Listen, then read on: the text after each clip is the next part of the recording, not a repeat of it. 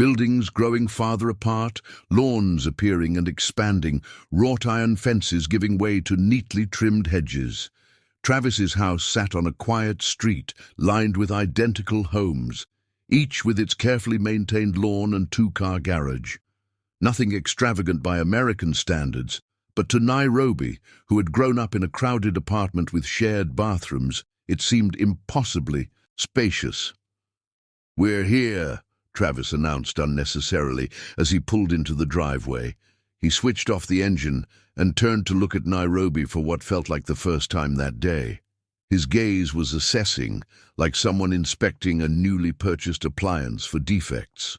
"There are a few things we should clarify," he continued, his tone businesslike. "I keep a structured household. Dinner at 6:30 sharp, laundry on Wednesdays and Saturdays. The guest bedroom will be yours until we adjust to our arrangement." Nairobi nodded, clutching her small suitcase containing everything she owned. The knowledge that she would have her own room came as an unexpected relief. "I've cleared half the closet in the master bathroom for your things," Travis continued, "though I don't imagine you have much to put in there." The casual cruelty of the remark stung, but Nairobi kept her expression neutral. This was her life now. Her role was clear, grateful recipient of Travis Head's generosity. As they walked to the front door, Nairobi noticed the neighbors watching from behind curtains and over garden fences. A young black woman in a wedding dress, entering the home of the neighborhood's confirmed bachelor, would certainly give them something to discuss at their next block party. The house's interior was exactly as Nairobi had imagined it, meticulously organized, sparsely furnished, devoid of warmth or personality. Beige walls met beige carpeting. The furniture was functional rather than comfortable. No family photos, no artwork, not even a stray magazine to suggest that someone actually lived there rather than merely existed within these walls. "You can put your things away and then start dinner," Travis said, loosening his tie as he headed toward what Nairobi assumed was his study. "I prefer my steak medium rare. There should be everything you need in the kitchen."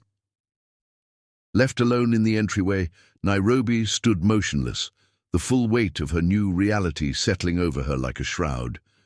This morning she had been Nairobi Nathan, daughter of Mwangi and Amara, community college student with dreams of teaching kindergarten.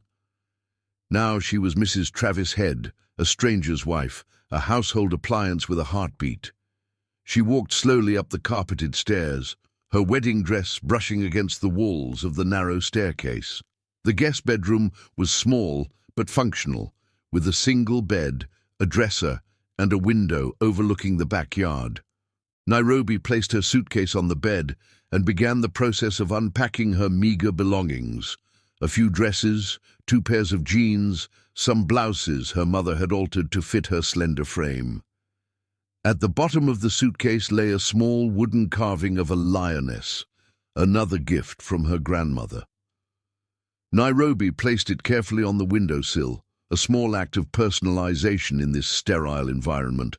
The lioness seemed to stare back at her with knowing eyes. "Protect your heart," it seemed to say. "The journey ahead will require all your strength." After changing into a simple dress, Nairobi made her way to the kitchen to prepare Travis's dinner. The kitchen, at least, was well equipped, with appliances Nairobi had only seen in magazine advertisements. She found the steaks in the refrigerator, already marinating in a sealed container with a label indicating the date of preparation. Even his food was organized with military precision. As she worked, Nairobi tried to focus on the positives. The house was clean and comfortable. She would have her own room, at least for now. Her parents would receive financial support. Her mother would continue her treatments. These were not small things. By the time Travis returned to the kitchen, Nairobi had set the table and prepared a meal that would have impressed even her mother, whose cooking skills were legendary in their community. Travis inspected the food with a critical eye before nodding his approval. They ate in silence, the only sound the quiet clink of cutlery against plates. Nairobi waited for some acknowledgement of her efforts, some small word of thanks, but none came. When he finished, Travis simply placed his napkin beside his plate and stood. "I have work to finish in my study," he announced. "You can clear up here." As he turned to leave, he paused in the doorway, his back to Nairobi. For a moment, she thought he might say something kind, something to suggest that this arranged marriage might eventually grow into something more than a business transaction. Instead, his shoulders stiffened, and without turning around, he said, "Don't expect too much. This is a practical arrangement. Nothing more." The words hung in the air like a pronouncement of doom. Nairobi felt a chill run through her body, settling into her bones. This wasn't just a marriage without love.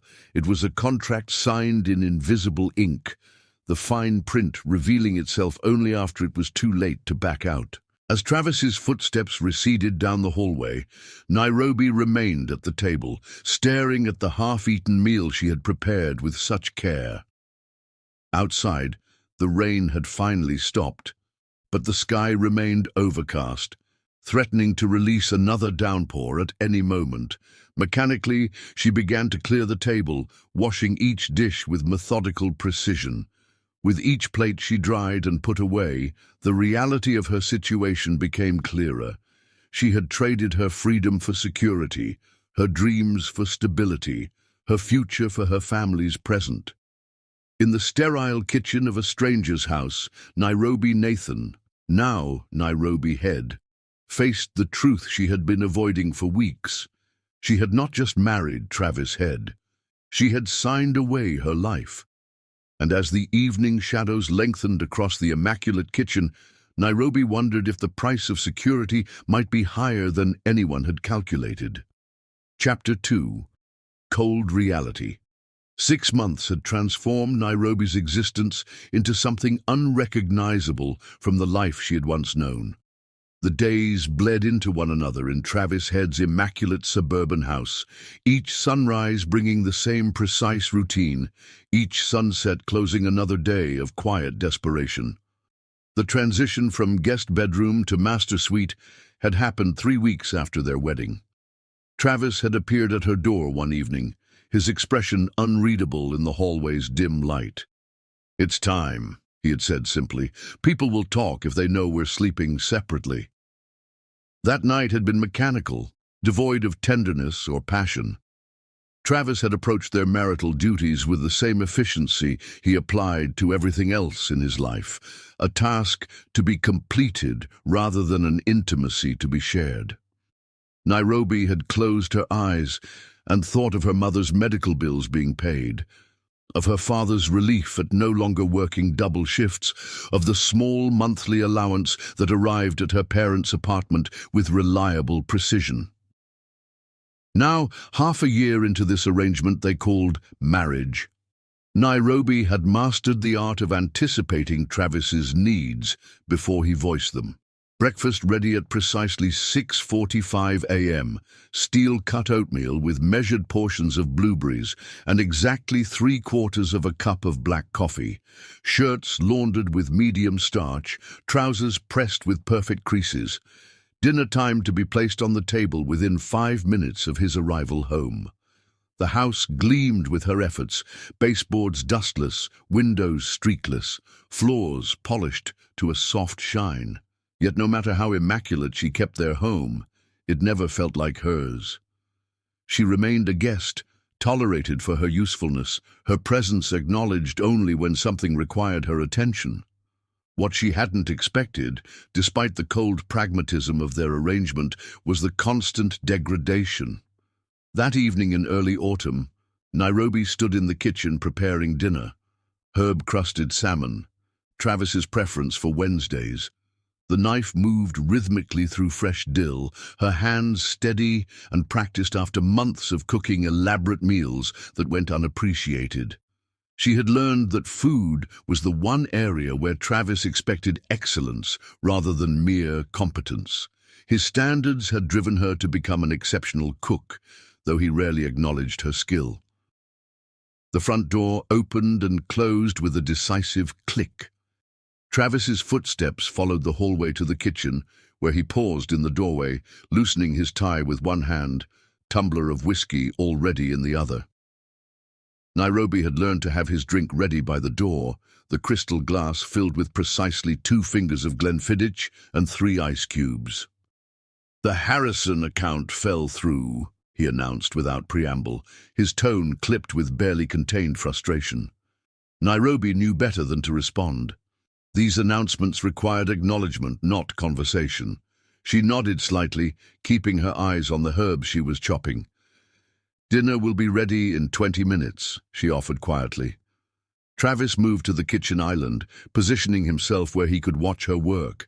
This was part of the routine too, his silent observation, his critical gaze assessing her every movement.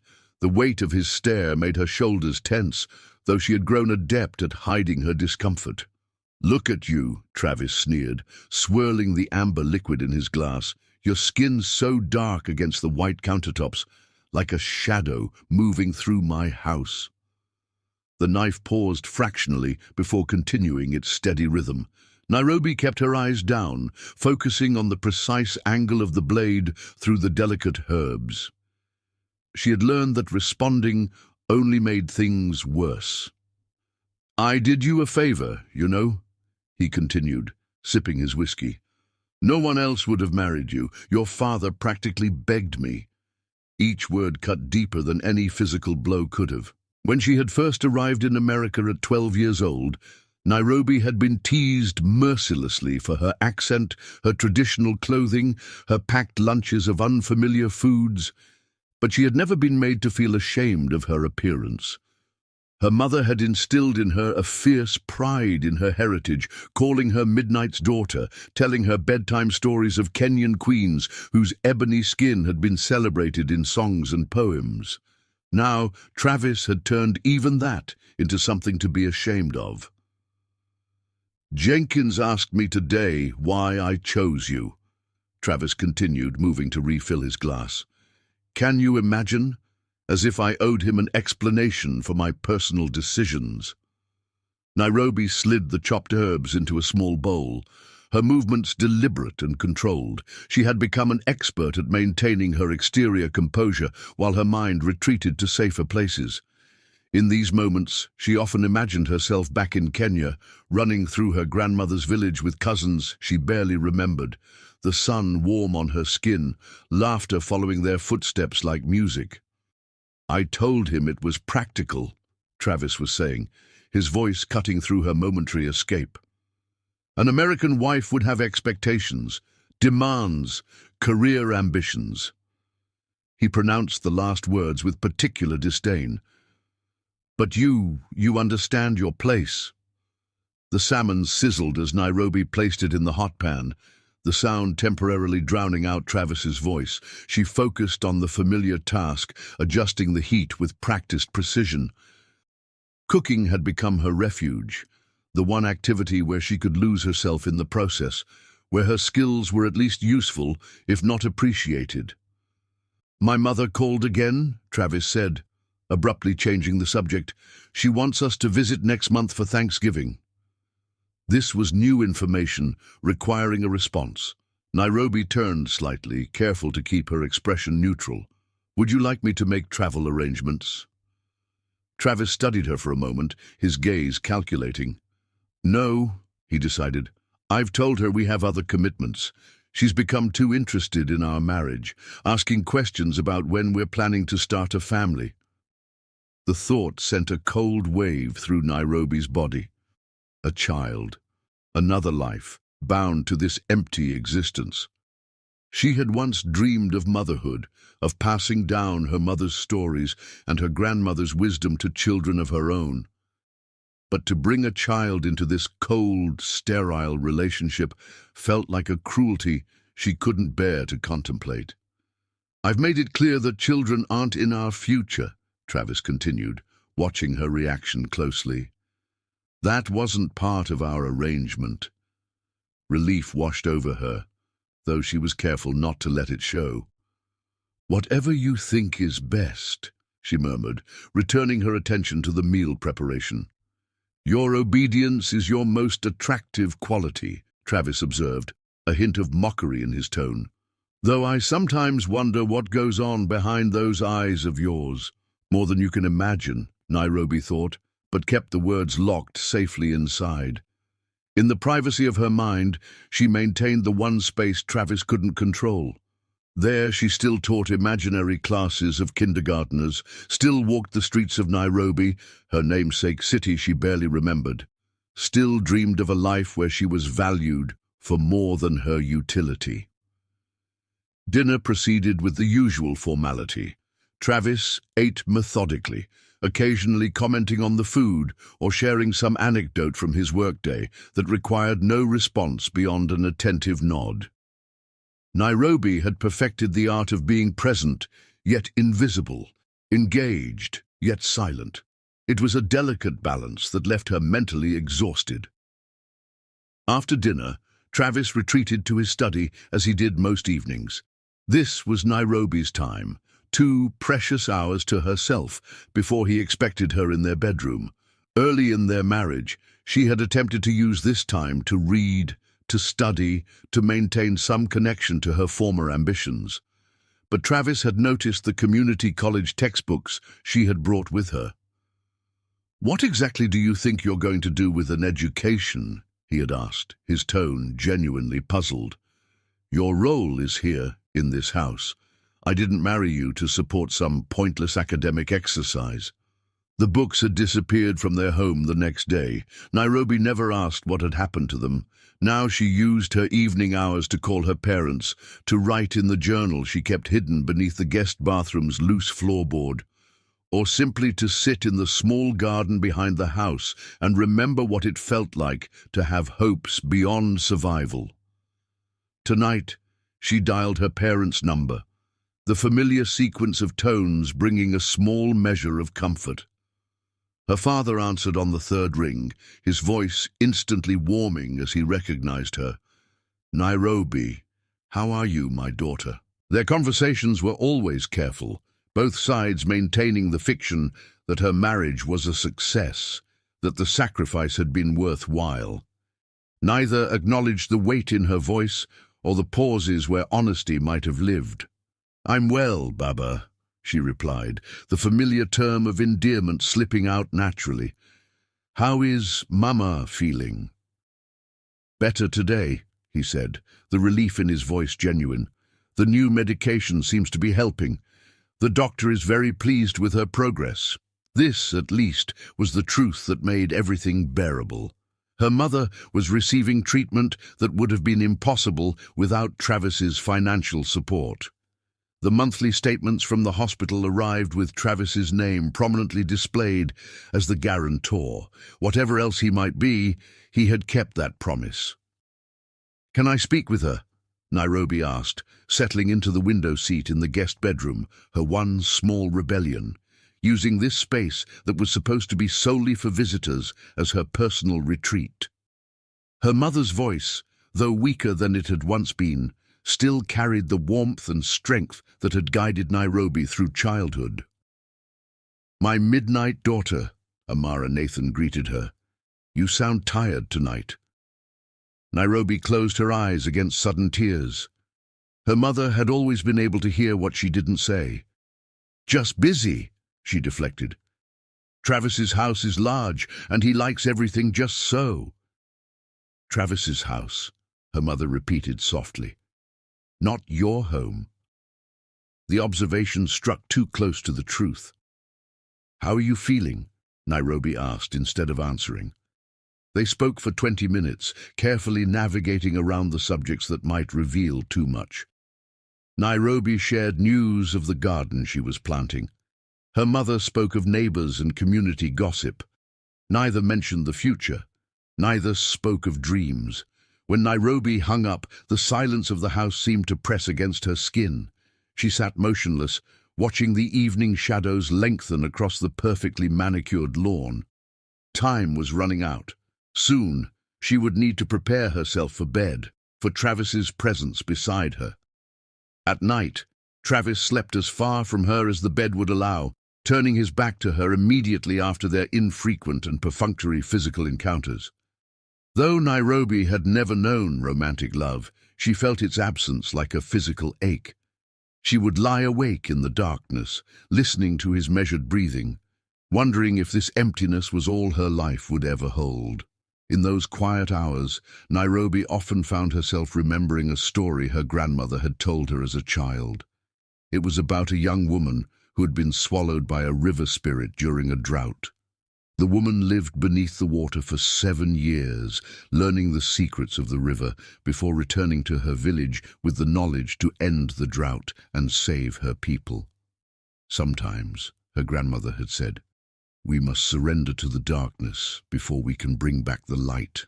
As Nairobi rose to prepare for another night beside a man who viewed her as a possession rather than a partner, she wondered if she was still in those underwater years, learning painful lessons that would someday make sense, or if, unlike the woman in the story, she would remain submerged forever, forgotten by the world above. The moonlight filtered through the curtains as she slipped quietly into the master bathroom. The face that looked back at her from the mirror was still recognizably her own, but something had changed in her eyes. The light that had once prompted her teachers to comment on her spark had dimmed to a careful wariness. Endure, she whispered to her reflection, the word half prayer, half command. Just endure. Chapter 3. The diagnosis. The morning Travis collapsed in the bathroom, Nairobi's first instinct was fear, not for him, but of being blamed. She stood frozen in the doorway, watching his body convulse against the pristine white tiles, water from the shower still running behind him. The scene seemed surreal in the immaculate bathroom, like a violent brushstroke across a perfect canvas. Her training in first aid from community college resurfaced through her panic.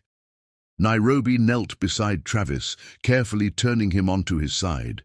His face had taken on an alarming greyish pallor, his breathing shallow and irregular. She reached for her phone with shaking hands, mentally rehearsing explanations to the emergency operators. Would they believe this was simply a medical emergency, or would they hear her accent and immediately assume something sinister? 911. What's your emergency? The dispatcher's voice was calm, professional. My husband, Nairobi managed to say, surprised by the steadiness in her own voice. He collapsed in the bathroom. He's breathing but unconscious. The dispatched asked for their address, which Nairobi provided with mechanical precision. As she followed the dispatcher's instructions to check Travis's pulse and breathing, she found herself mentally calculating the little money she had saved from the household allowance Travis grudgingly provided. If he died, what would happen to her? To her parents? To her mother's medical care? The guilt that followed this thought was immediate and crushing. Whatever their relationship, she shouldn't be thinking of practicalities while he lay suffering on the floor. The ambulance is approximately 4 minutes away, the dispatcher informed her. Can you unlock your front door? Nairobi placed the phone on speaker and ran to open the door, returning quickly to Travis's side. His eyelids fluttered, a low moan escaping his lips.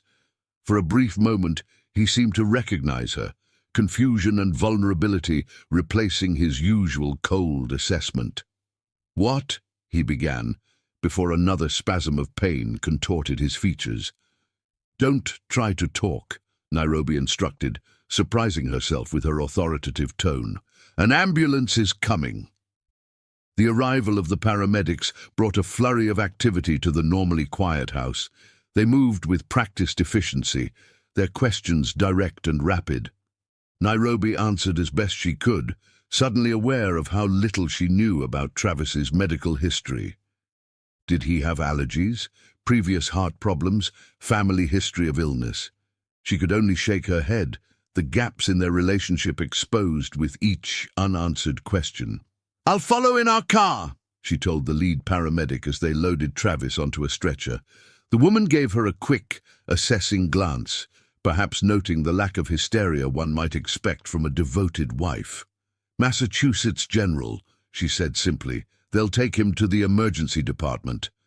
Nairobi changed quickly from her robe into a simple dress, her fingers fumbling with the buttons.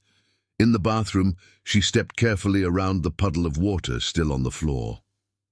Travis's monogrammed towel lay in a heap, so unlike his usual fastidiousness. The normalcy of the house, the coffee maker timed to start brewing in 20 minutes, the newspaper waiting on the front step, seemed absurdly at odds with the chaos that had just unfolded. The drive to the hospital was a blur. Nairobi navigated the morning traffic on autopilot, her mind racing with possibilities. If Travis was seriously ill, what would it mean for their arrangement? Would his family intervene? Travis rarely spoke of them, except for the occasional mention of his mother's disapproval of their marriage. At the hospital, Nairobi was directed to a waiting area after providing insurance information. The stark fluorescent lighting emphasized the paleness of her complexion after the morning's shock.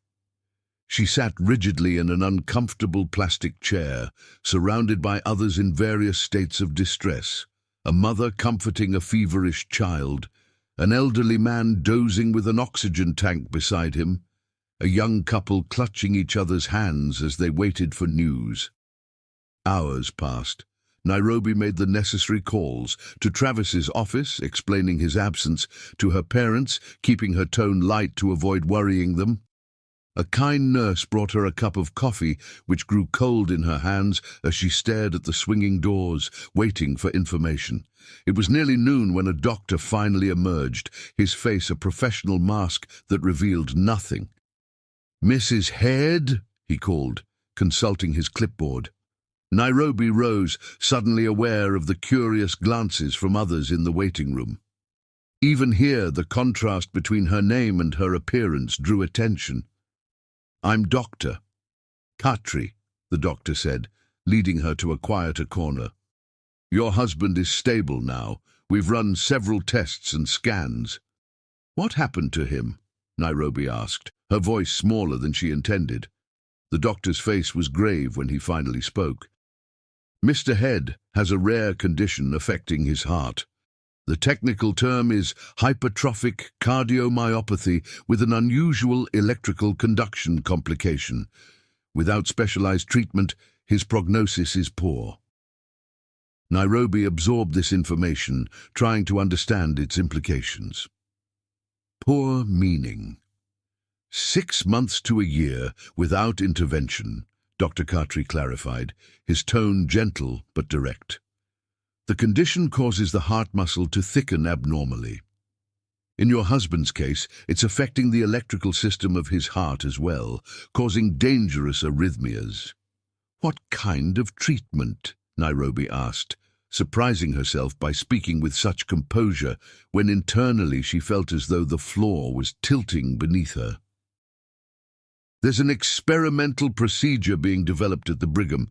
It's a combination of surgical intervention and a new drug therapy."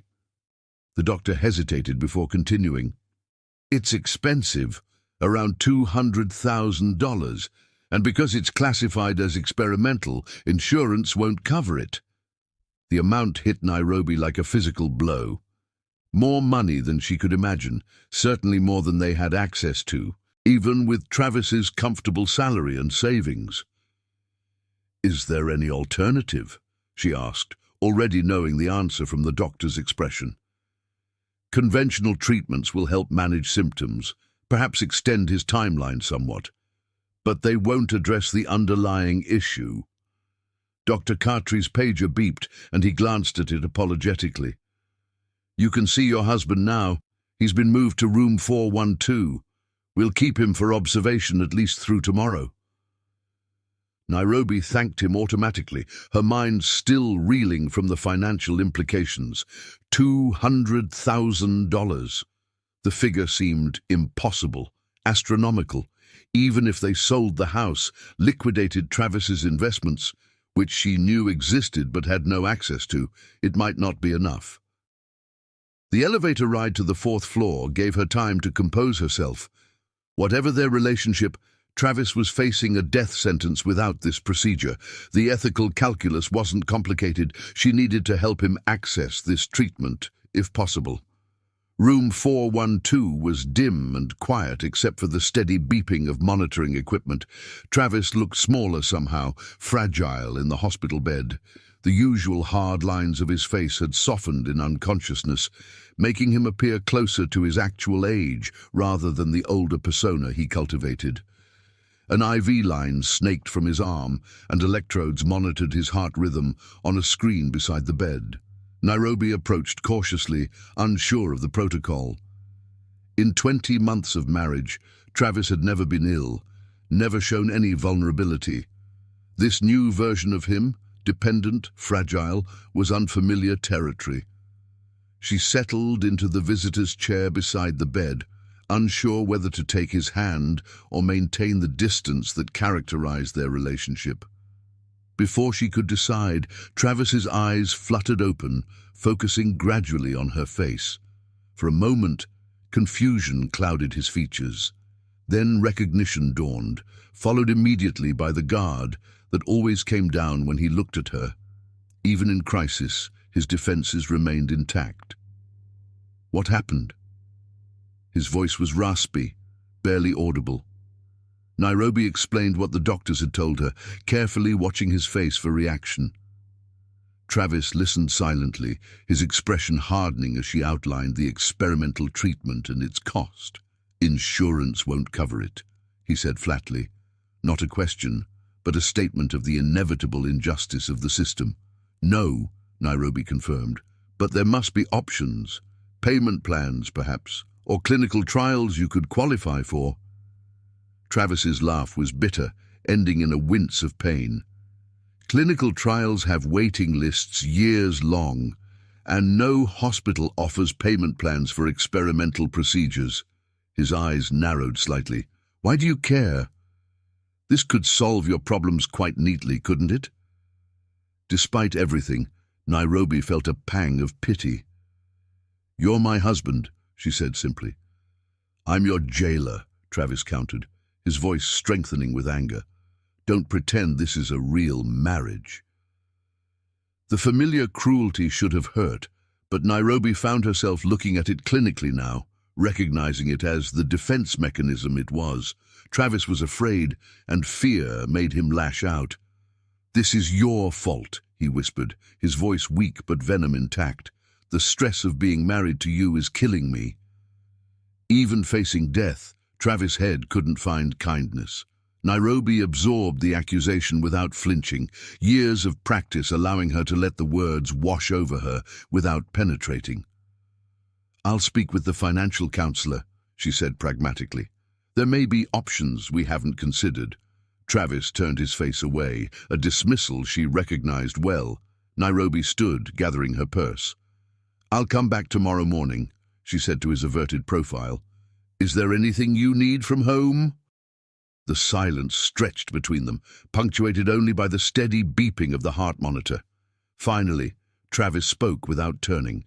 "My laptop and the blue folder in my study, second drawer."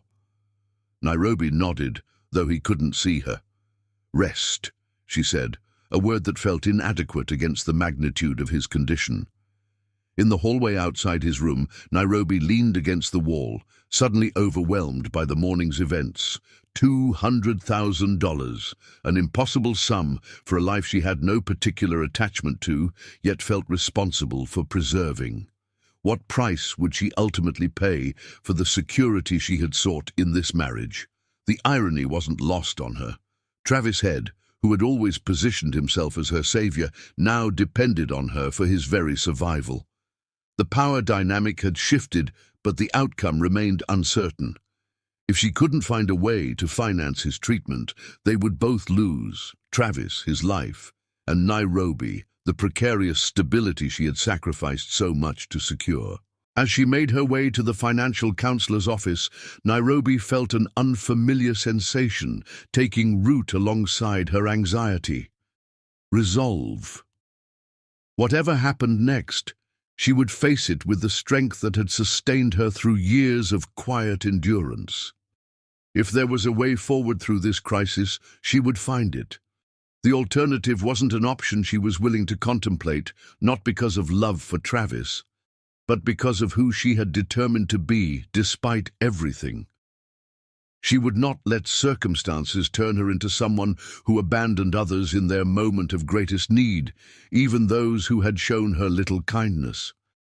This was not about Travis anymore. It was about the woman Nairobi had promised herself she would remain, regardless of how the world treated her. Chapter 4. The sacrifice. For 6 months, Nairobi worked herself to exhaustion. After Travis's diagnosis, they had fallen into an uneasy alliance, not warmer, but more purposeful. He had been forced to take medical leave from his position, relying on disability payments that barely covered their mortgage. The expensive treatments that merely managed his symptoms, rather than addressing the root cause, drained their savings with alarming speed. Nairobi had taken a second job cleaning offices at night. Her education credentials from Kenya, finally useful in securing a part-time teaching assistant position at a local preschool during the day. She left the house at 6 each morning, returning only to prepare Travis's lunch before rushing to her evening job. By the time she collapsed into bed at midnight, her body ached with fatigue, but her mind continued to race with calculations and possibilities. They had managed to raise nearly $50,000, Travis reluctantly liquidating his prize stock portfolio, Nairobi selling the few pieces of jewelry her mother had given her, both of them cutting expenses to the bone. She had even called her struggling family for help, swallowing her pride as her father emptied his modest retirement account to contribute. Still, it wasn't enough. Travis's condition worsened daily, his once strong frame now gaunt, his breathing labored with the slightest exertion. The experimental treatment remained their only hope, its price tag mocking their desperate efforts to reach it. $200,000 might as well have been $2 million for all their ability to secure it. One evening, as she sat by his hospital bed during one of his increasingly frequent admissions, Travis looked at her with sudden clarity, the haze of pain medications temporarily lifting. "Do you want to save me?" he asked abruptly. The question caught her off guard. No one had ever asked Nairobi what she wanted since the day her father had announced her engagement. "Yes," she said automatically, the duty of a wife ingrained too deeply to deny, despite everything that had passed between them. Travis studied her face, as if searching for the lie. Finding none, he glanced toward the door to ensure their privacy before speaking again, his voice low and measured. "Josh Inglis," Travis said, his eyes calculating even through his weakness. "The tech billionaire. I handled some minor contracts for one of his companies years ago. He noticed you at the company party last year." Nairobi frowned, trying to recall the event. It had been one of the few social occasions Travis had required her to attend, a holiday party where she had stood silently beside him, feeling out of place among the wealthy executives in her simple dress, conscious of the curious glances sent her way. "I don't remember meeting him," she said cautiously. "You didn't," Travis confirmed, "but he noticed you, asked about you afterward." A bitter smile twisted his lips. "I saw the way he looked at you, like you were some exotic treasure." Nairobi felt a chill of foreboding. "Why are you telling me this now?" Travis's expression hardened. "Because he's worth billions. The cost of my treatment would be pocket change to him." He paused, the machines beeping steadily in the background. Spend one night with him. He'd pay enough to cover the treatment. The words hit Nairobi like a physical blow. For a moment, she couldn't breathe, couldn't process what Travis was suggesting. When understanding finally dawned, horror flooded through her. "No," she whispered, rising from her chair. "I cannot do that. You cannot ask that of me." "Then you're killing me," Travis replied coldly, his voice gaining strength through anger. "Some wife you are." Nairobi stood trembling beside the bed, memories rushing back. Her grandmother's teachings about dignity being a woman's most precious possession, her mother's quiet pride in raising a daughter with principles, her own determination to maintain her self-respect even in the coldest moments of her marriage. "I have worked 2 jobs," she said quietly, fighting to keep her voice steady. "I have sold everything I own. My father emptied his savings for your treatment. I have done everything humanly possible. Except the one thing that would actually save me," Travis cut in. "You would ask me to sell myself?" The question emerged as barely more than a whisper. "I'm asking you to make a practical decision," Travis countered. "One night of discomfort in exchange for my life. Isn't that what marriage is? Sacrifice?" Nairobi gathered her purse, desperate to escape before she said something unforgivable. "I will come back tomorrow when you're thinking more clearly." "He's in town this week," Travis called after her as she reached the door. "The Boston Innovation Conference. It would be now or never." She closed the door firmly behind her, the hospital corridor suddenly spinning around her.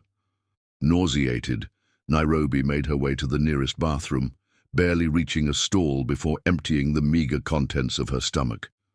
As she knelt on the cold tile floor, tears finally came, not delicate drops but harsh, racking sobs that left her gasping for breath. For days, Nairobi wrestled with the impossible choice: to degrade herself completely, or to let a man die. Even a man who had shown her nothing but cruelty. She thought of her parents, of the community that had supported their family, of the teachings she had grown up with. What would they think if they knew what she was considering? How could she face herself in the mirror afterward? Yet when she visited Travis and saw the grey pallor of his skin, the effort each breath cost him, another voice whispered that this was a human life hanging in the balance. Could she live with herself if she refused this chance, however repellent, to save him? In the end, duty won over dignity. With trembling hands, she found Josh Inglis's contact information in Travis's phone, saved there from their business dealings years earlier. Would this powerful man even remember noticing her? Was Travis's desperation clouding his judgment, creating a possibility that didn't exist? There was only one way to find out. The text message she composed was careful, ambiguous enough to avoid explicit proposition, clear enough to convey interest in meeting. Send, done. The digital equivalent of stepping off a cliff. The response came within hours. Polite, professional, suggesting a meeting at his hotel suite to discuss mutual business interests. No hint that he understood the true nature of her outreach, yet the privacy of the suggested location spoke volumes. As Nairobi prepared for the meeting, selecting the most elegant of her simple dresses, she tried to disconnect from what she was about to do. This wasn't her, not the girl raised with pride and principles in a Kenyan village, not the young woman who had dreamed of teaching children, not even the dutiful wife who had endured years of emotional cruelty. This was someone else, someone born of desperation and impossible choices. The luxury hotel in downtown Boston seemed to belong to another world entirely. Crystal chandeliers hung from soaring ceilings, plush carpets muffled her footsteps, staff in impeccable uniforms nodded respectfully as she passed. Nairobi felt like an imposter, her discount store dress and simple handbag marking her as an outsider despite her careful grooming. The elevator ride to the penthouse suite gave her one last chance to reconsider. Her finger hovered over the lobby button, temptation to flee nearly overwhelming. Then the image of Travis in his hospital bed flashed before her, dependent, diminished, dying. Whatever their relationship, whatever cruelties had passed between them, could she refuse this chance to save a human life? The elevator doors opened directly into the suite's private foyer. Nairobi stepped out, her heartbeat thundering in her ears, hands cold with dread. This was it, the moment she would sacrifice the last of her dignity on the altar of duty. Chapter 5. The Proposition. Josh Inglis's office occupied the top floor of a gleaming tower that seemed to touch the clouds. Rather than the hotel suite she had expected, his assistant had redirected Nairobi to the downtown headquarters of his tech empire. The change of venue had momentarily disoriented her, forcing a recalculation of what might be expected. The elevator whisked her upward in silent luxury, its mirrored walls reflecting a woman she barely recognized. Nairobi had worn her best dress, a simple navy sheath that had been on clearance at a department store, paired with the only piece of jewelry she hadn't sold, a thin silver necklace her mother had given her for her college graduation. Her hair was pulled back in a neat bun, makeup applied with careful restraint. Still, she felt out of place, clutching her worn purse as the numbers climbed toward the executive floor. The doors opened to reveal a reception area designed to impress. Floor-to-ceiling windows offered a panoramic view of Boston Harbor, while minimalist furniture in creamy leather created an atmosphere of understated wealth. A sleek reception desk was staffed by a woman whose perfectly tailored suit probably cost more than Nairobi's entire wardrobe. "Mrs. Head," the receptionist greeted her with practiced warmth. "Mr. Inglis is expecting you. Right this way." Nairobi followed silently, hyper-aware of the soft click of the receptionist's heels against marble, the subtle scent of an expensive fragrance, the curious glances from staff they passed. What did they make of her? Did they know why she was here? The thought sent heat rushing to her face.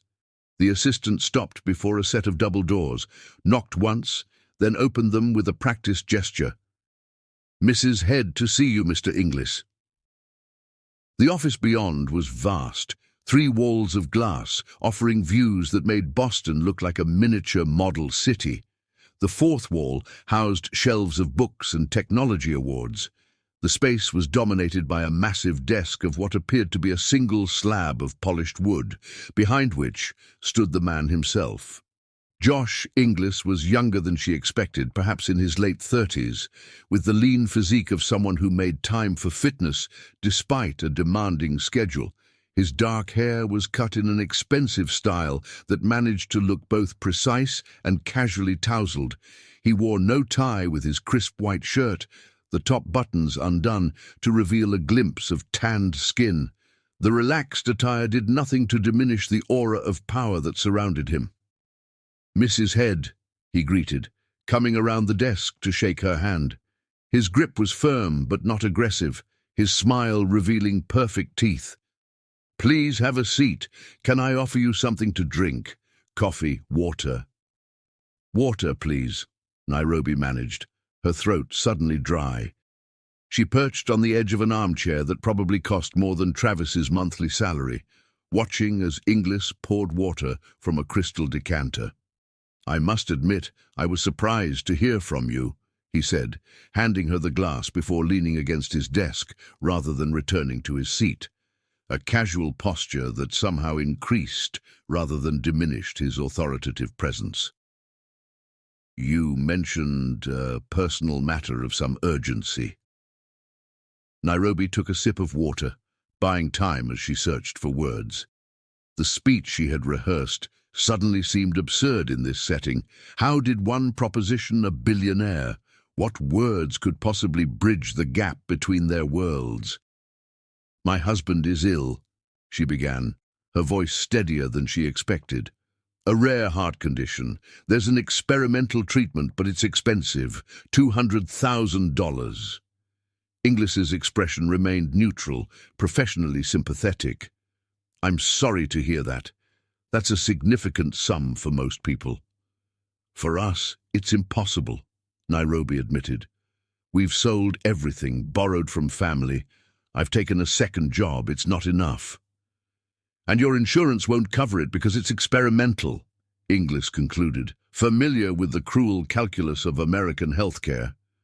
Nairobi nodded, then forced herself to continue.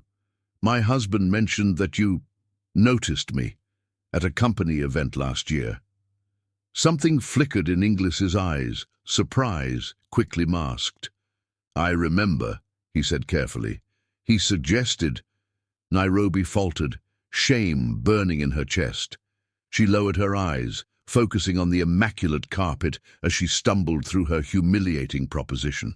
He thought perhaps you might be willing to help with the cost of his treatment, in exchange for spending time with me. The silence that followed stretched painfully.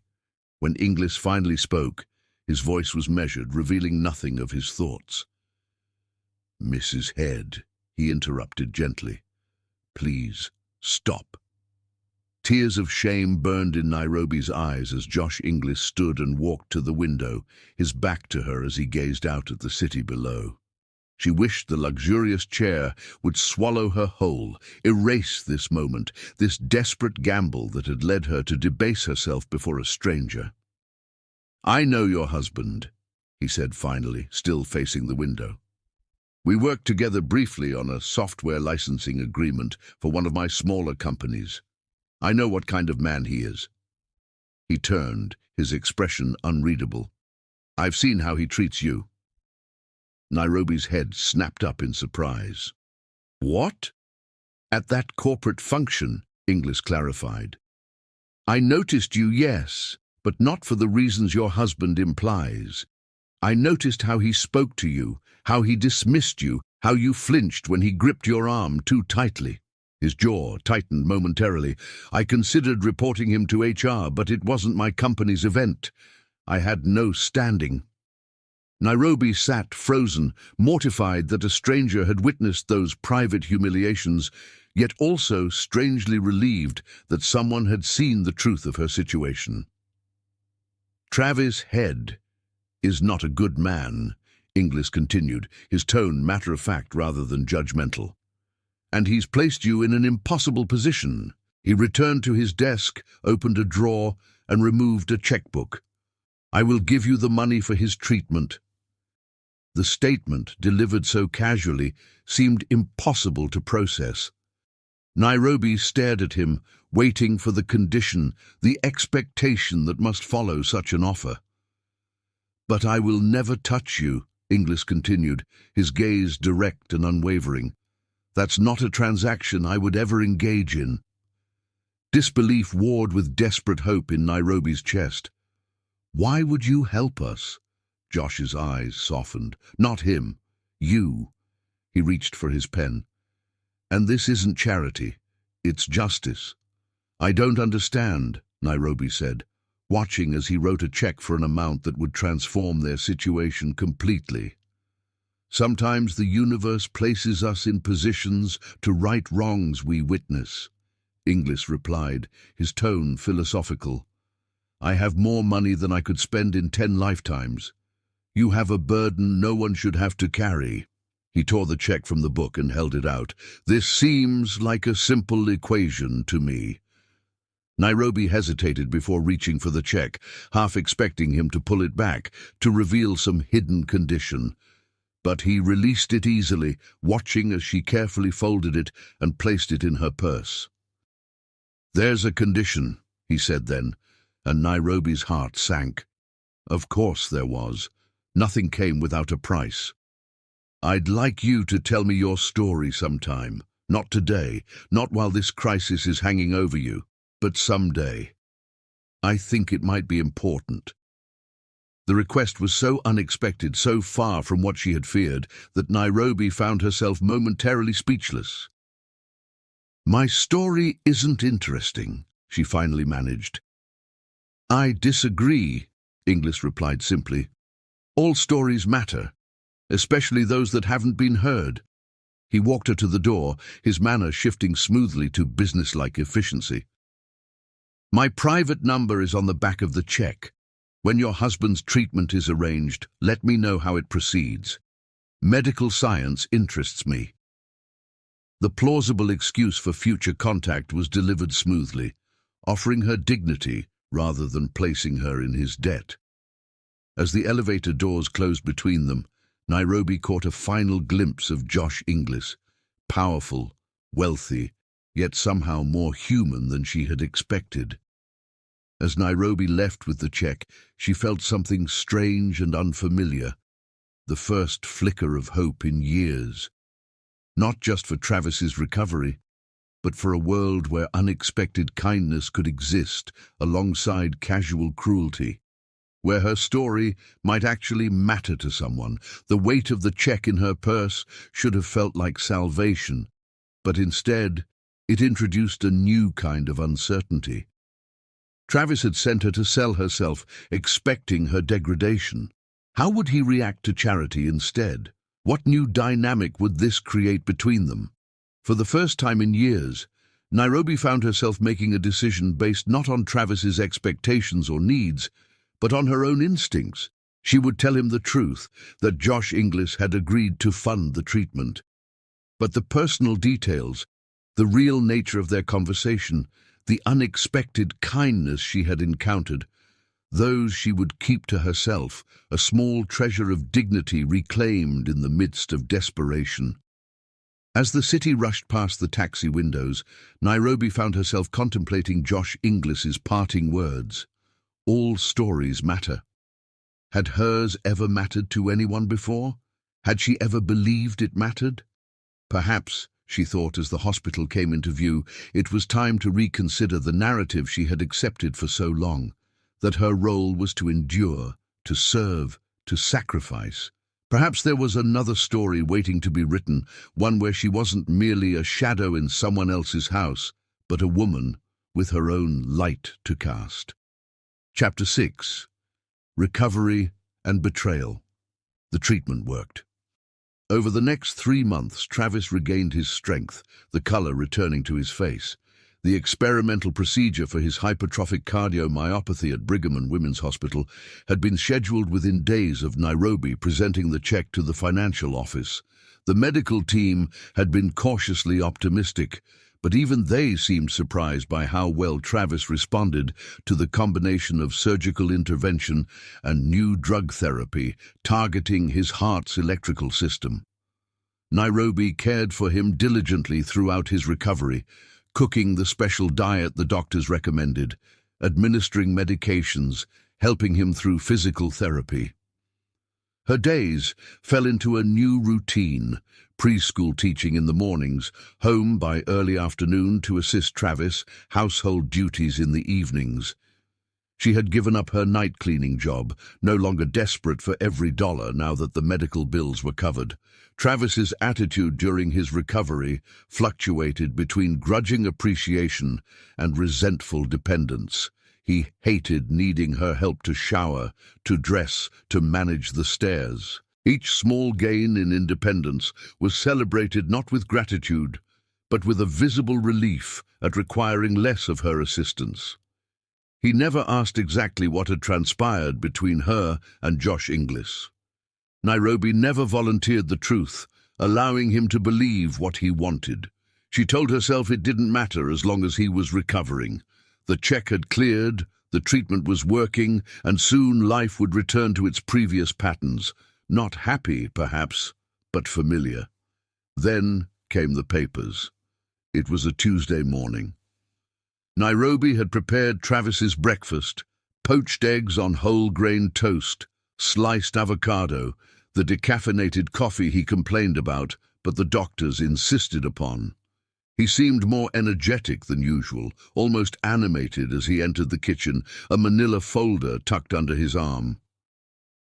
"What is this?" Nairobi asked, looking at the document Travis had pushed across the breakfast table after finishing his meal. "Divorce papers," Travis said, not meeting her eyes.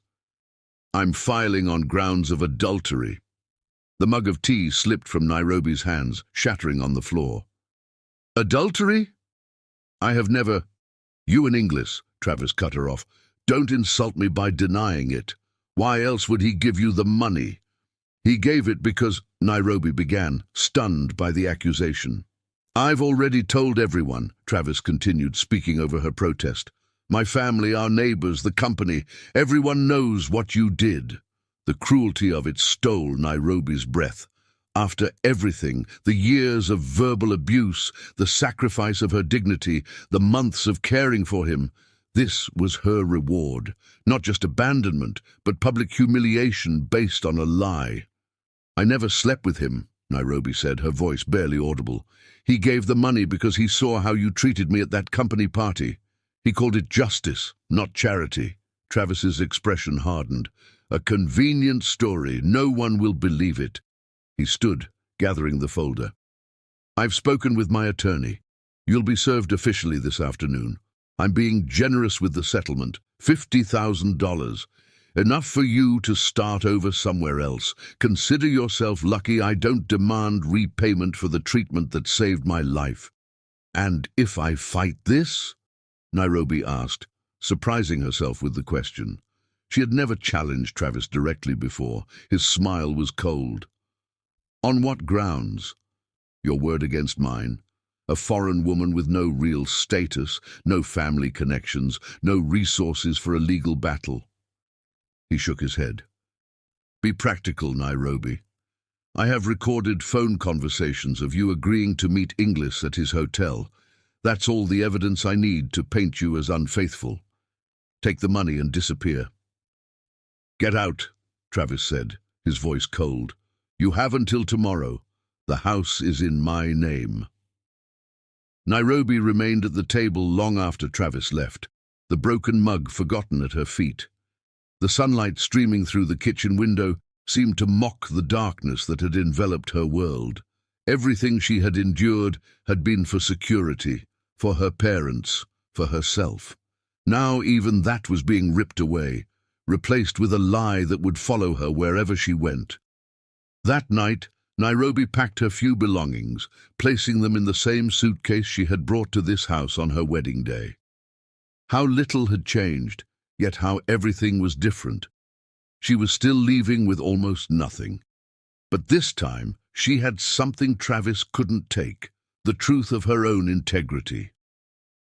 As she folded her clothes, a business card fell from the pocket of a jacket she rarely wore.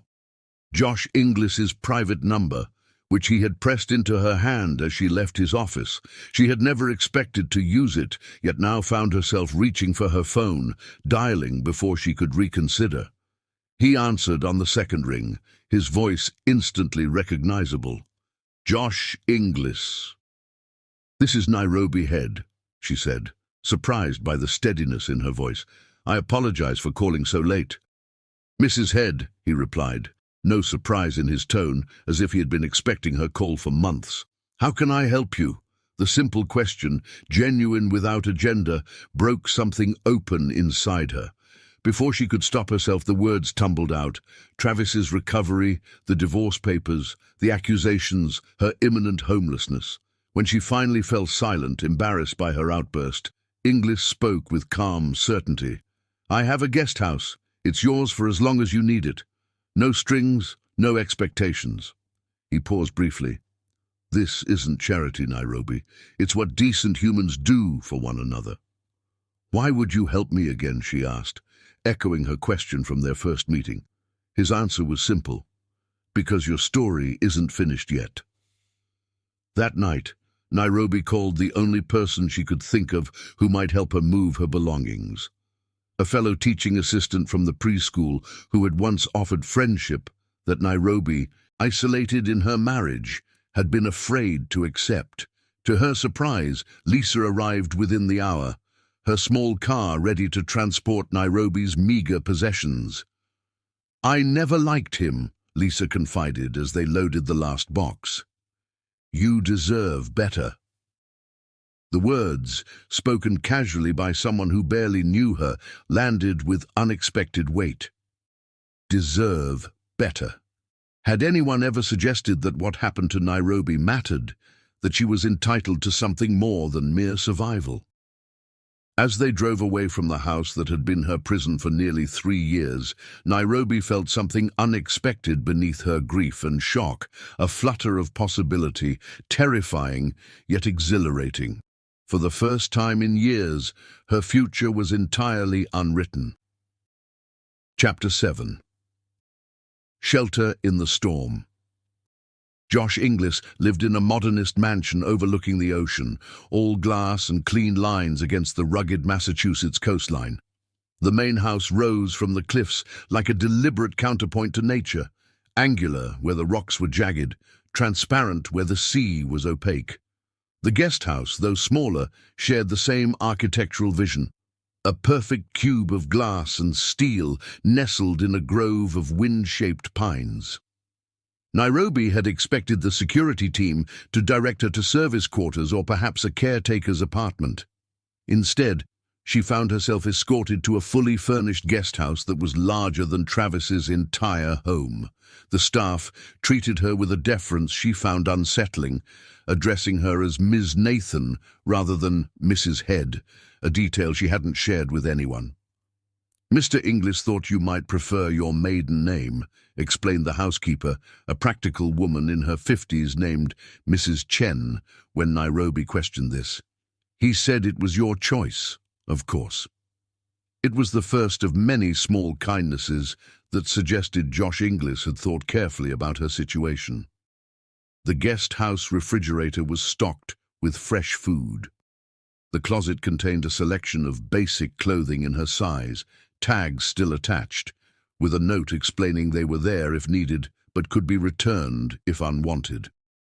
The bookshelves held novels, yes, but also practical guides to divorce law in Massachusetts, immigrant rights, and financial planning for women in transition.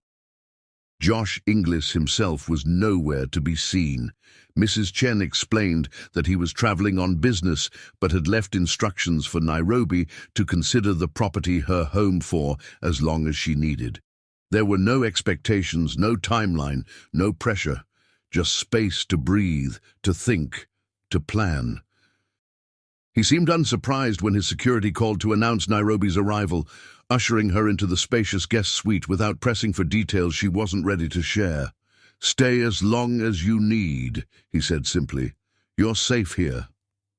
Only when the door closed behind him did Nairobi allow herself to collapse onto the bed and release the tears she'd been holding back. She cried for hours, for the young girl with dreams she once was, for the wasted years with Travis, for the shame that clung to her despite her innocence. The sobs came from somewhere deep and primal, a release of emotions she had suppressed for years. Grief for the life she had lost, fear of the uncertain future, relief at escaping a situation that had been slowly suffocating her. All poured out in a torrent that left her physically exhausted. When she finally emerged from the bedroom, the sun had set. Through the floor-to-ceiling windows, she could see lights illuminating the path to the main house and the dark expanse of the Atlantic beyond. The isolation should have been frightening, but instead felt like a respite. No judgmental neighbors, no demanding husband, no constant performance of the dutiful wife. In the morning, Mrs. Chen brought breakfast and fresh clothes. Josh was nowhere to be seen, but a note on elegant stationery sat beside her plate. "Take the time you need. When you're ready to talk, I'm here. You owe me nothing." It was the first truly kind gesture Nairobi had experienced in years. That simple note, the acknowledgement of her need for space, the absence of expectation, broke something open inside her that she thought had been sealed forever. For the first time since arriving in America, Nairobi found herself with nothing to do, nowhere to be, no one to please. The freedom was terrifying. She had defined herself for so long by her responsibilities, daughter, wife, caretaker, that her own desires had become foreign to her. What did she want? What gave her joy? Who was she when not reflecting someone else's expectations? The first week passed in a haze of sleep and tears. Her body, finally released from constant tension, seemed to collapse into a healing exhaustion. She slept for 10 to 12 hours at a time, waking only to eat the meals Mrs. Chen quietly left for her. Halfway through the second week, Nairobi woke with an unfamiliar energy. She showered, dressed in clothes that actually fit her slender frame, and walked the perimeter of the property. The March air was crisp, but not bitter, carrying the promise of spring. As she traced the path along the cliffside, watching waves crash against rocks below, something inside her began to stir. Not quite hope, but perhaps its precursor. Possibility. That afternoon, she called her parents. The conversation was difficult. They had heard Travis's version of events, that Nairobi had been unfaithful, that her behavior had forced the divorce. Her father, always quick to believe the worst, had accepted this narrative without question. Her mother, more intuitive, sensed the lie, but had no power to contradict her husband's judgment. "Where are you staying?" her father demanded, his tone suggesting he expected her to be homeless or worse. "With a friend," Nairobi replied, unwilling to share more with someone who had chosen to believe the worst of her. "You should come home," he said, though home meant their cramped apartment, his disapproval, the weight of community judgment. "We can find you another husband, a man from our community this time." "No, Baba," Nairobi said firmly, surprising herself with the steel in her voice. "I will make my own way now." The call ended badly, with her father's anger and her own tears. Yet despite the pain, Nairobi felt a strange lightness afterward. She had spoken her truth, had refused to accept blame for something she hadn't done. It was a small act of rebellion, but significant. The first time she had directly contradicted her father's wishes. By the third week, Nairobi had established a routine. Mornings were spent walking the grounds, afternoons reading through the legal materials Josh had provided, evenings writing in a journal she had purchased online, delivered with other necessities by Mrs. Chen. She began to understand her legal position, her rights in the divorce, the strategies Travis might employ. She had never met the staff attorney Josh mentioned in one of his notes, but emails from a prestigious Boston law firm began arriving, outlining potential approaches to her case. The lawyer, a formidable-sounding woman named Eleanor Patel, requested a meeting at Ms. Nathan's convenience. There was never pressure, never a sense of obligation, just steady, practical support. A month into her stay, Nairobi ventured into the small coastal town nearby. She walked its streets anonymously, enjoying the simple pleasure of choosing what to look at, where to stop, what to eat. In a small bookstore, she purchased books on teaching credentials and certification requirements for Massachusetts. The simple act of planning for a future, however uncertain, felt revolutionary. It was on her return from town that she finally encountered Josh Inglis in person. He was sitting on the terrace of the main house, laptop open before him, casual in jeans and a sweater that looked deceptively simple but probably cost more than Travis's best suit. He glanced up as she approached, a smile warming his features. "Nairobi," he greeted her, closing his computer. "It's good to see you venturing out. How was town?" The normality of the exchange, as if they were old friends, as if she belonged in this world of wealth and ease, was disarming. Nairobi found herself responding naturally, telling him about the bookstore, the certification guides, her tentative plans. "Teaching was always your goal?" he asked, gesturing for her to join him at the table. "Before everything happened, yes," she admitted, taking the offered seat. "I completed most of my education courses at community college, but Travis didn't see the point of my finishing the degree." Josh's expression darkened briefly. Men like Travis rarely see the point of women's ambitions. He paused, then added more lightly, "Unless those ambitions align with their own interests, of course." "Why are you helping me?" Nairobi asked abruptly, the question that had been circling her mind for weeks finally finding voice. "First the money for Travis's treatment, now this." She gestured at the guest house, the property, the implicit support. Josh considered her question seriously, his gaze turning toward the ocean. "I believe in correcting imbalances where I can," he said finally. "The world is fundamentally unjust in its distribution of power, resources, opportunities. When I see a specific injustice I can address, I do." "So I'm a charity case," Nairobi said, unable to keep the bitterness from her voice. "A good deed to balance your karma." Josh's laugh was unexpected, genuine. Hardly. You're a capable woman who's been systematically undermined by circumstances and the people who should have protected you. My resources are removing external barriers, but your resilience, your intelligence, those are entirely your own. He looked at her directly. I'm not saving you, Nairobi. I'm just clearing the path so you can save yourself. The distinction was subtle but profound. Not a helpless victim to be rescued, but a capable person temporarily hindered by circumstances beyond her control. It was a perspective that honored her dignity rather than diminishing it. As the sun began to set, painting the sky in shades of amber and rose, Josh stood. Will you join me for dinner? Mrs. Chen makes an excellent Chiopino, and I've been craving it since London. The invitation was casual, without pressure or expectation.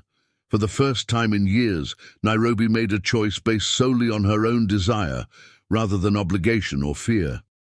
I'd like that, she said simply.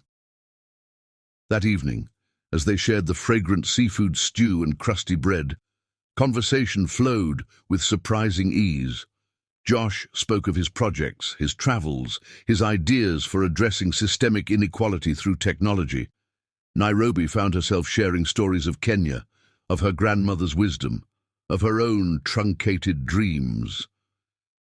You know, those dreams don't have an expiration date, Josh observed as they finished the meal. You're what, 25?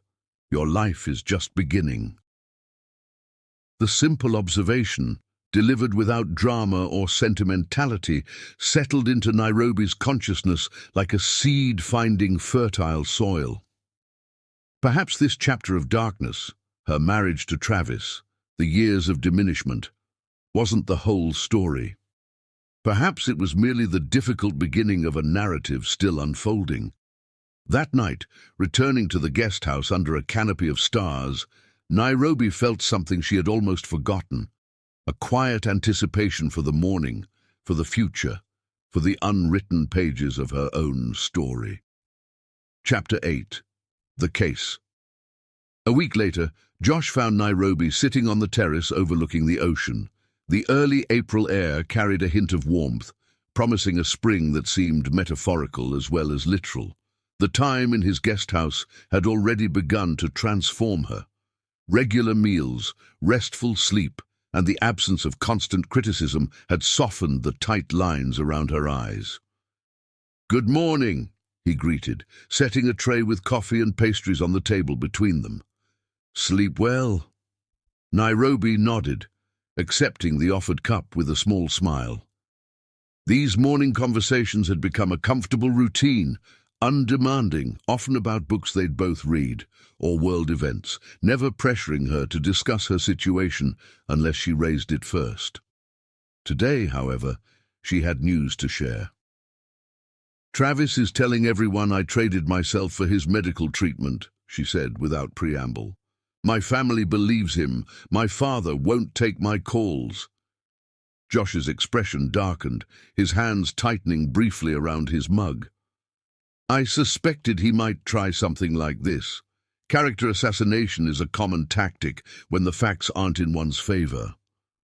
"How can I fight it?" Nairobi asked, her voice smaller than she intended. "It's his word against mine, and he's a respected businessman while I'm just a woman of integrity who deserves justice," Josh finished firmly. "I have recordings." Nairobi looked up in surprise. "I record all my business meetings. It's standard practice in my position," Josh explained, setting down his coffee. "I have your entire conversation with me that day, your proposition, which I refused, and the true nature of the financial arrangement." Hope sparked in Nairobi's chest for the first time. "Can we use that?" "We can do more than that," Josh said, pulling out his phone. "I've taken the liberty of consulting the best divorce attorney in the city, Eleanor Patel, the lawyer who's been sending you those emails. We're countersuing Travis for defamation, emotional abuse, and financial misconduct." "Financial misconduct?" Nairobi's brow furrowed in confusion. Josh's expression was grim. "The money I gave for his treatment? He's invested half of it in a high-risk tech venture called Quantum Horizons. He never intended to pay his medical bills in full. Nairobi felt a strange laugh bubble up from her chest, not from humor, but from the absurd depth of Travis's betrayal. "How did you discover this?"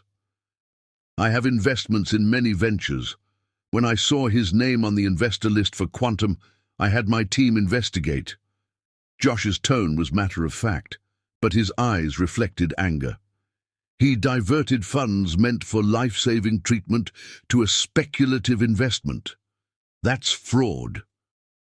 Nairobi absorbed this information, trying to reconcile it with the man she had lived with for nearly 3 years. Had she ever really known Travis at all? "Will you fight?" Josh asked, his eyes serious. Nairobi looked out at the vast ocean, its endless horizon a reminder of possibilities, yet unexplored. When she turned back to Josh, her decision was made. "Yes," she said firmly, "I will." The next weeks passed in a whirlwind of legal activity. Eleanor Patel, a formidable attorney in her 50s with a reputation for taking on powerful men, met with Nairobi multiple times to prepare their case. The countersuit they filed made headlines in local papers. The immigrant wife fighting back against accusations of infidelity with evidence of emotional abuse and financial misconduct. Travis's attorney attempted to have the case dismissed, arguing that Nairobi was simply a bitter wife seeking revenge. The motion was denied when Eleanor presented the recording of Nairobi's meeting with Josh, clearly proving that no intimate encounter had occurred and that Travis had lied about the nature of the financial arrangement. As the case progressed, more evidence emerged. Former household staff came forward, describing witnessing Travis's verbal abuse. Financial records showed not only the diversion of treatment funds, but also a pattern of financial control that had left Nairobi without resources of her own, despite her contributions to the household. Most damning was the testimony from Travis's doctor.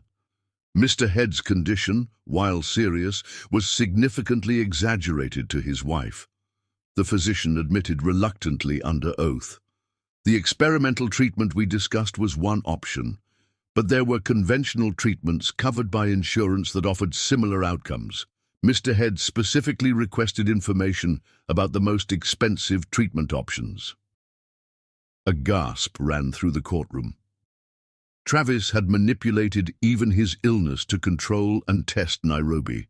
Throughout the proceedings, Nairobi maintained a quiet dignity that contrasted sharply with Travis's increasingly erratic courtroom behavior. As his carefully constructed narrative crumbled under cross-examination, he became visibly agitated, once having to be warned by the judge for an outburst. By the time Travis took the stand, his reputation was in tatters. His testimony, once practiced and confident, now seemed defensive and inconsistent. Under Eleanor's skilled questioning, he contradicted himself multiple times about the nature of his arrangement with Nairobi, his knowledge of the experimental treatment's necessity, and his use of the funds Josh had provided. "So, to be clear, Mr. Head," Eleanor summarized near the end of her cross-examination, "you asked your wife to prostitute herself to save your life, then divorced her when she received financial help without compromising her dignity, then defamed her character throughout your community, and then misappropriated funds intended for your medical care. Is that an accurate summary of events?" "Objection," Travis's attorney called desperately. "Withdrawn," Eleanor said smoothly, but the damage was done. The courtroom had heard the truth laid bare in all its ugliness. The judge's ruling, when it came 2 weeks later, was unequivocal. The divorce was granted, but on grounds of Travis's cruelty, not Nairobi's non-existent infidelity. Travis was ordered to pay substantial alimony and damages for defamation, nearly $250,000, far more than his insulting initial offer. The investment he had made with the treatment money was to be liquidated and the full amount returned to Josh Inglis. Additionally, The court mandated that Travis would need to make a public retraction of his accusations to correct the damage to Nairobi's reputation. As they left the courthouse, reporters swarmed around them. Nairobi, who had always tried to make herself invisible, stood tall beside Josh as cameras flashed. "Ms. Nathan," one reporter called, "how does it feel to be vindicated?" Nairobi paused, considering. "Like breathing for the first time," she answered truthfully. In the car afterward, as Josh's driver navigated them away from the media circus, Nairobi sat in silence, processing the reality of her victory.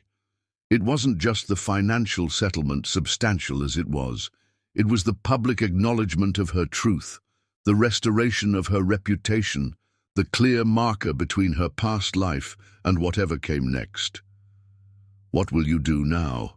Josh asked quietly, respecting the weight of the moment. Nairobi turned to him, a tentative smile forming. "Finish my teaching degree. Build a life that's mine." She paused, then added with newfound confidence, "Begin again." Josh's answering smile held something beyond approval or pride, a warmth that suggested their paths would continue to intersect beyond this chapter of crisis and recovery. "Beginning again," he agreed, "sounds like exactly the right next step." Chapter 9. Healing Waters. In the months following the trial, Nairobi began to rebuild her life. The settlement from Travis provided a financial foundation, but it was the freedom from his control that truly transformed her. She moved from Josh's guest house to a small apartment of her own in Cambridge, close enough to finish her education at a local university, yet far enough from her previous life to feel like a fresh start.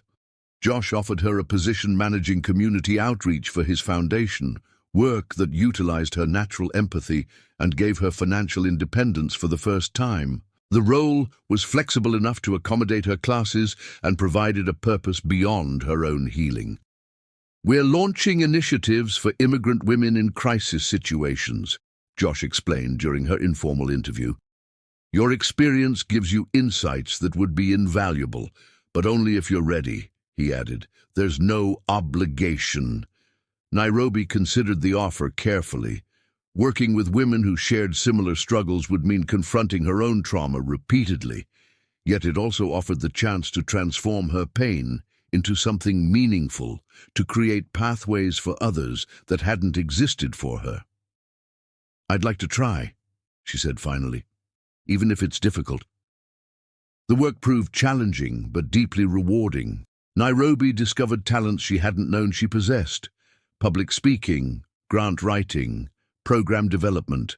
The Foundation's resources, combined with her first-hand understanding of vulnerability, created programs that actually addressed the practical needs of women in crisis. Her apartment slowly transformed from an empty space to a home that reflected her emerging identity. She found an affordable but bright one-bedroom with large windows that let in streams of natural light. Unlike Travis's beige-on-beige aesthetic, Nairobi filled her space with colors and textures that pleased her. Jewel-toned pillows, hand-woven baskets reminiscent of her childhood in Kenya, walls painted a soft terracotta that reminded her of her grandmother's house. She reconnected with her family, though the relationship remained complicated. Her father had seen the court case coverage and, faced with undeniable evidence of Travis's misconduct, had reluctantly acknowledged that Nairobi had been wronged. Still, there remained an unspoken reproach in his manner, as if her failure to make the marriage work somehow reflected poorly on her upbringing. Her mother, however, embraced Nairobi's new independence with quiet pride.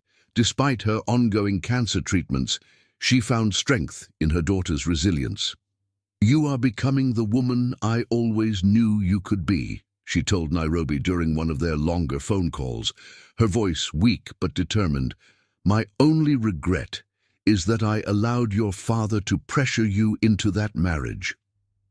"You found your strength," she said during one of their phone calls, "like the women in our family have always done, even when it seemed impossible." The greatest healing came through Nairobi's education. Returning to her teaching courses brought her in contact with others who shared her passion for early childhood development. She formed friendships, tentative at first, then increasingly confident, with classmates who knew nothing of her past and accepted her simply as the thoughtful, intelligent woman she was. "You have such a natural way with children," her practicum supervisor commented after observing Nairobi lead a reading circle. "Your students respond to your warmth and authenticity. That can't be taught." These simple affirmations of her inherent worth, separate from her role as wife or daughter, helped Nairobi reclaim parts of herself that had been systematically dismantled during her marriage. When she developed an innovative curriculum unit incorporating multicultural storytelling techniques from her Kenyan heritage, her professors encouraged her to present it at a regional education conference. Standing at the podium, fielding questions from experienced educators who treated her as a peer, Nairobi felt another piece of her confidence lock back into place. By fall semester, she had begun her student teaching at a diverse elementary school, working with kindergartners whose unguarded enthusiasm and curiosity reminded her daily of the person she had been before Travis: open, hopeful, genuinely engaged with the world. Josh remained a constant presence, respectful of her boundaries, but always supportive. They developed a friendship built on mutual respect, sharing quiet dinners and long conversations about books, ideas, and dreams. He never pushed for more, seeming content with whatever shape their relationship took. On the anniversary of her divorce, Josh invited her to dinner at his home. The terrace was lit with hundreds of tiny lights, the table set with elegant simplicity, the ocean providing a soundtrack of gentle waves. "To freedom," Josh toasted, raising his glass. "To new beginnings," Nairobi added, touching her glass to his. As they ate, Nairobi found herself studying Josh's face, the kindness in his eyes, the way he listened intently when she spoke. She realized with a start that somewhere along the way, her feelings had deepened into something more than friendship. The thought both thrilled and terrified her. After Travis, she had promised herself never to be dependent on a man again, never to surrender her hard-won autonomy. Yet Josh had never asked for her dependence, had in fact been instrumental in helping her achieve independence. "What are you thinking?" Josh asked, catching her gaze. "That I'm not afraid anymore," Nairobi answered honestly. Josh reached across the table, his hand covering hers. "Good," he said softly, "because I've been waiting for you to be ready to hear something important." The moment hung between them, full of possibility. For the first time since she could remember, Nairobi didn't feel the need to brace for disappointment or hurt. Instead, she felt a quiet certainty that whatever came next would be honest, respectful, and genuinely considerate of her feelings. "I'm listening," she said, turning her hand to intertwine her fingers with his. The smile that spread across Josh's face contained no triumph, no smugness, just a genuine happiness that mirrored the warmth blooming in her own chest. Whatever this was between them, it wasn't the desperate transaction her marriage had been, but something far more precious, a connection between equals, freely chosen. As the evening breeze carried the scent of salt and distant flowers across the terrace, Nairobi felt the final pieces of her old self falling away. The woman who emerged from the shadows of her past was stronger, wiser, and finally ready to accept that she deserved not just freedom from cruelty, but the active presence of kindness in her life. The ocean stretched endless and dark beyond the terrace, its vastness no longer intimidating but comforting, a reminder that some forces are powerful enough to reshape even the most unyielding landscapes, given enough time and persistent motion. Like those healing waters, Nairobi had found the strength to reshape her own life, to carve new channels where hope could finally flow unimpeded. Chapter 10. Declarations. "I've fallen in love with you," Josh said simply, his eyes never leaving hers. "Not out of pity or a desire to rescue you. I've fallen in love with your courage, your resilience, your kindness that survived despite everything trying to crush it." The words hung in the night air between them, honest and unadorned. No manipulation, no expectations, just truth offered with the understanding that she was free to accept or decline. Nairobi felt tears spring to her eyes, but for once they weren't tears of pain. They were an overflow of emotions too complex to name. Gratitude for this man who had seen her worth when she couldn't see it herself, fear of trusting again despite everything, and a cautious joy at the realization that her heart hadn't been permanently closed by Travis's cruelty. "You don't need to respond now," Josh continued, his thumb gently stroking the back of her hand. "I know you're still healing. I know trust doesn't come easily anymore. I'm willing to wait or to accept if friendship is all you can offer." Nairobi looked at their joined hands, then up at the man who had helped her reclaim her life without demanding anything in return. In his eyes, she saw something she had never witnessed in Travis's: genuine respect, a recognition of her as a complete person rather than an accessory to his life. "I thought love was a myth," she said softly. "Something people talked about in books but didn't exist in real life. With Travis, I accepted its absence because I never knew its presence." She took a deep breath. "But what I feel for you, it's like discovering a color I never knew existed." Josh's smile was radiant. "Is that a yes?" "It's a I'm scared but willing to try," Nairobi answered honestly. "It's a be patient with me." "I can work with that," Josh said, bringing her hand to his lips. Their courtship unfolded slowly, each step forward a conscious choice rather than an obligation. Josh respected her need for independence, never pressuring her to move in with him despite the practicality it would offer. Nairobi maintained her apartment, her job at the foundation, her studies, building a life that was genuinely hers, one that would exist with or without a relationship. Yet increasingly, their lives intertwined.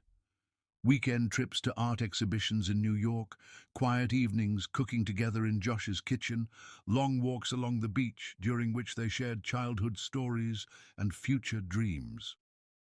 Josh met her parents during their visit to Boston, charming her mother and eventually earning a grudging respect from her father with his sincere interest in their culture and history. Nairobi grew close to Josh's sister, Caroline, a pediatric surgeon whose directness and compassion reminded her of her grandmother. Caroline became both friend and informal mentor, the first person besides Josh with whom Nairobi felt comfortable discussing her past. "My brother told me some of what happened to you," Caroline said during one of their coffee meetings. "Not details, he would never violate your privacy, but enough to understand that you've been through hell." Her gaze was steady, uncompromising. "I need you to know that if he ever treats you with anything less than absolute respect, you can come to me, even if it's Josh, especially if it's Josh." The declaration, delivered with such fierce protectiveness, brought fresh tears to Nairobi's eyes.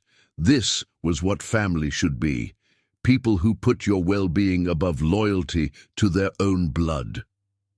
That night, as Josh walked her to her car, he kissed her for the first time, gently, asking permission with each incremental closeness.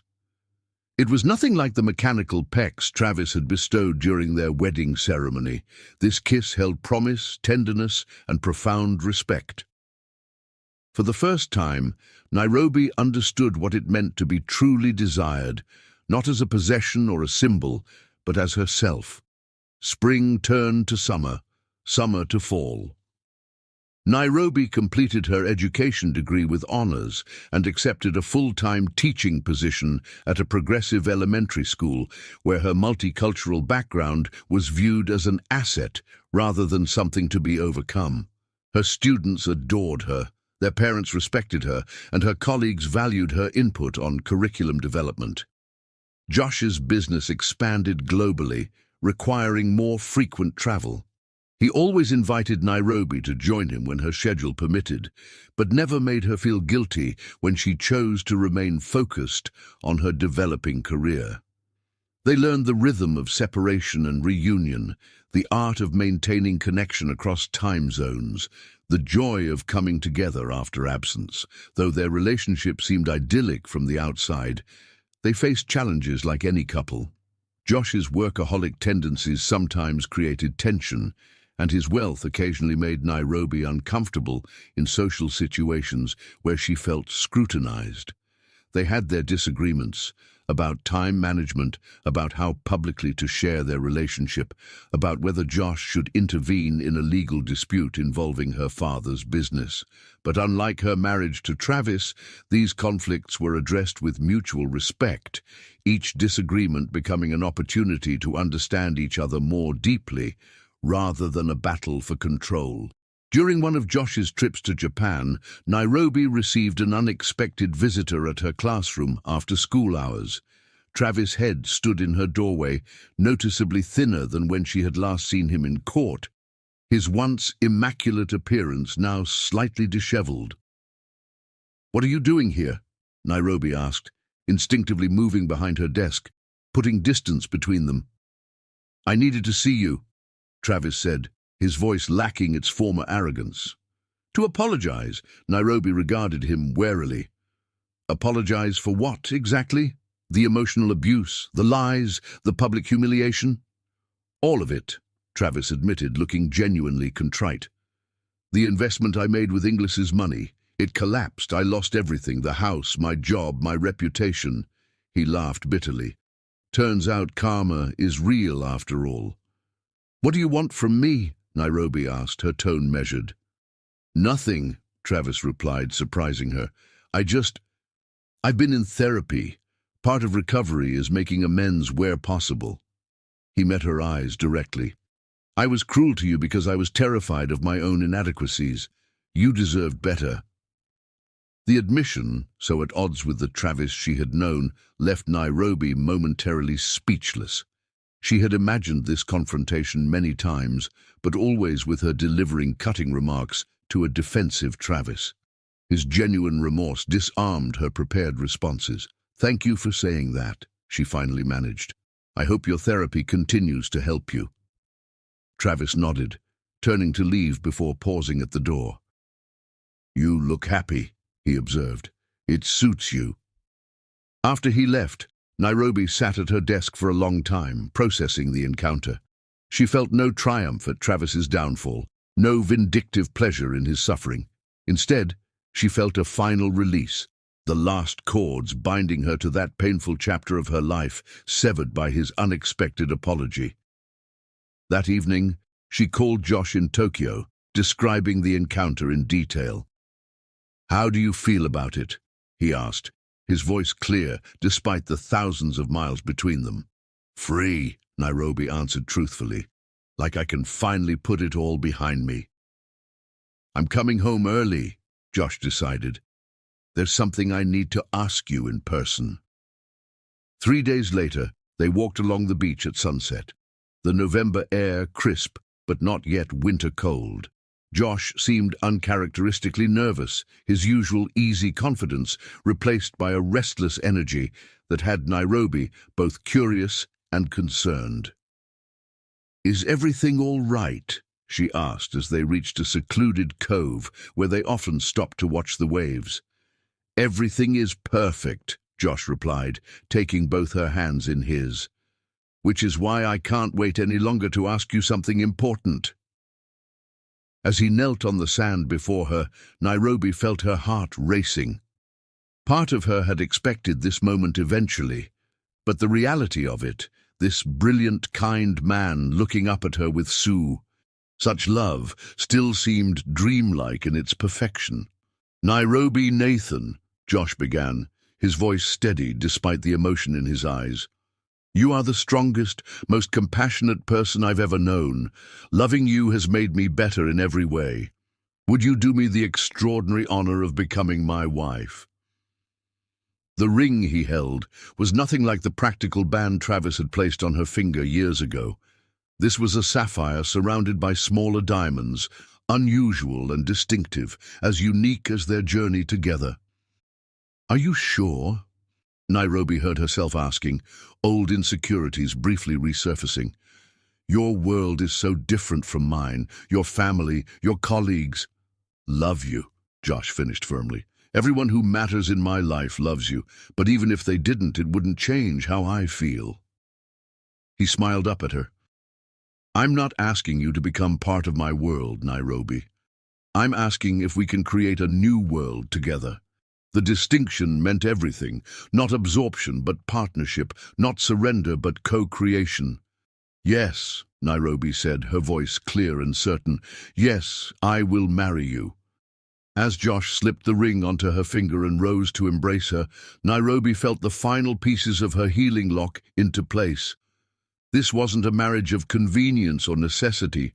It was a choice made from strength rather than weakness, from love rather than obligation. Later that night, nestled against Josh in the warmth of his bed, Nairobi found herself thinking of her grandmother's stories about rivers finding their way to the sea, how they might be diverted, dammed, even forced underground, but would eventually, inevitably, reach their destination. "What are you thinking about?" Josh murmured against her hair, sensing her wakefulness. "That sometimes the longest journeys lead exactly where we need to go," Nairobi replied, "even when we can't see the destination from the starting point." Josh's arms tightened around her, a sanctuary freely offered rather than a cage to contain. "And where do you think we're going?" he asked, curious about her philosophical mood. Nairobi turned in his embrace, meeting his gaze in the dimness. "Somewhere neither of us has been before," she said softly. "Somewhere we'll discover together." Chapter 11. Full Circle.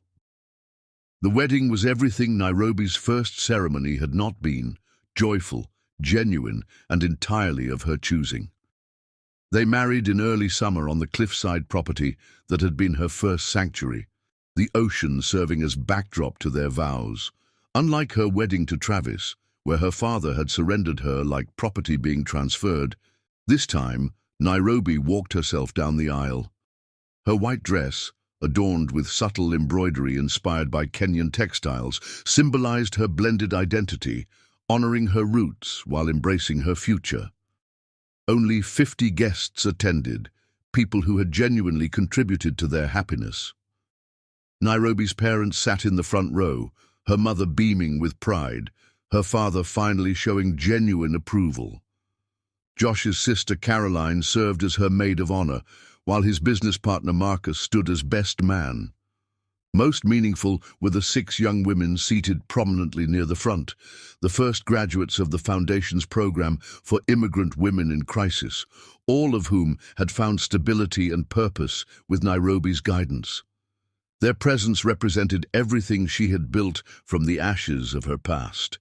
Josh's vows, spoken with unwavering certainty, acknowledged their unusual journey.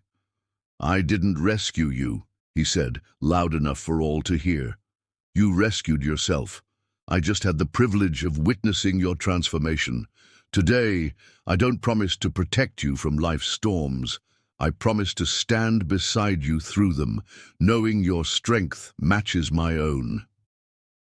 Nairobi's response, delivered in a clear voice that carried across the gathering, completed the circle.